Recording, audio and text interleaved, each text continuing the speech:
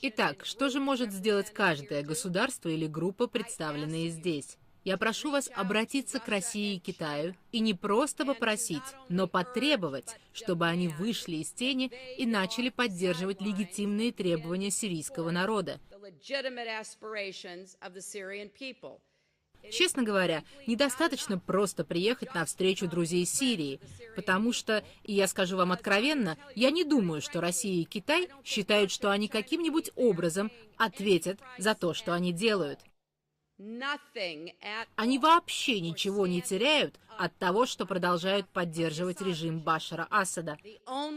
И единственная возможность что-то поменять, это если каждое государство, которое здесь представлено, в срочном порядке прямо покажет, что Россия и Китай поплатятся за это, потому что они сдерживают, блокируют прогресс, и это больше нельзя терпеть.